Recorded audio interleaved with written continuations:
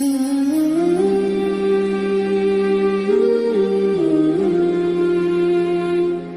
مخصوصا برادرای تاجیک ما که در تاجیکستان هستند و برادرای تاجیک ما که در روسیه به سر میبرند، برادرای تاجیکی که در ازبکستان هستند.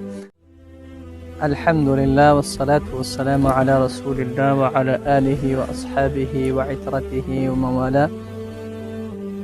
اما بعد، السلام علیکم و رحمت الله تعالی و برکاته.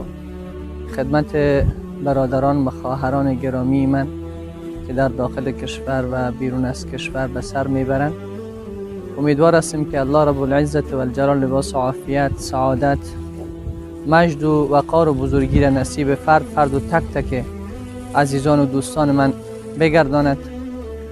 دوستان گرامی، همین الانی که شما مشاهده میکنین، ما در پیشروی همین مدرسه ای که تا اینجا کارش پیش رفته به برکت اخلاص و به برکت محبت و دوستی که شما نسبت به دین و به مسجد و مدرسه و علما دارین، الله به شما خیر دارین نصیب بگردانه. این چندین بار شد که ما ویدیو میگذاریم به خاطر ای که شما کمک بکنین برای مدرسه و ایره شما میدانین که یک نوع فراخوان به سوی جنت است. یعنی هیچ چیز بعد از مرگ یک انسان به درد انسان نمیخورد مگر صدقه جاریه که رسول صلی الله علیه و سلم میگه 3 چیز است که بعد از مرگ هم برای انسان نفع میرسانه. یکیش ولد صالح است، یکیش علمی است که از او نفع برده شود و دیگه صدقه جاریه است که در راه الله کسی چیز انفاق میکنه. بهترین صدقه و بهترین انفاق در راه خدا ساختن مدرسه و مسجد است.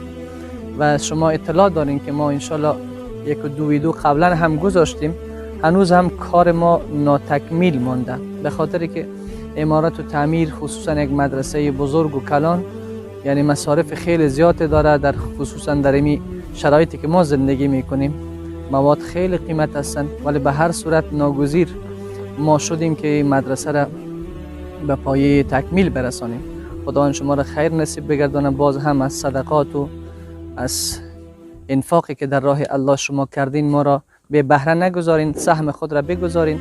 و مخصوصا برادرای تاجیک ما که در تاجیکستان هستند و برادرای تاجیک ما که در روسیه به سر میبرند، برادرای تاجیکی که در ازبکستان هستند، چون اینا زبان ما را میفهمند و دیگه عزیزایی که در وطن خود ما فعلا در کشورهای بیرون به سر میبرند، از کل شما صمیمانه ما تقاضا داریم که ما را تنها نگذارین و انشالله تا بشود این مدرسه به فعالیت آغاز بکنه و این صدقه جاریه است.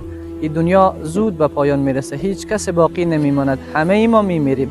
خوشا و سعادت کسی که پیش از مرگ خود چیزی برای خود ذخیره کرده باشه، پیش از مرگ خود توشه‌ای برای خود گرفته باشه و تا ایدم هم که خدمت کردین و احسان کردین و ما کمک ها را روان کردین و سهم گرفتین، الله اجر و پاداش بزرگ نصیبتان بگردانه و در بهترین خانه ها و بهترین قصرهای جنت الله شما را مأوا بدهد و در روز قیامت از شفاعت محبوب ما رسول الله صلی الله علیه و سلم هیچ فرد که تک تک از مسلمان ها را پروردگار بی نصیب مگرداند.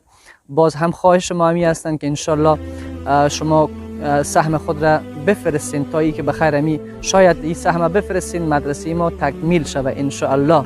انشالله اگر سهم خوب فرستاده شود شاید مدرسه به پایه تکمیل برسه. باز هم انشالله مسجد را آغاز میکنیم.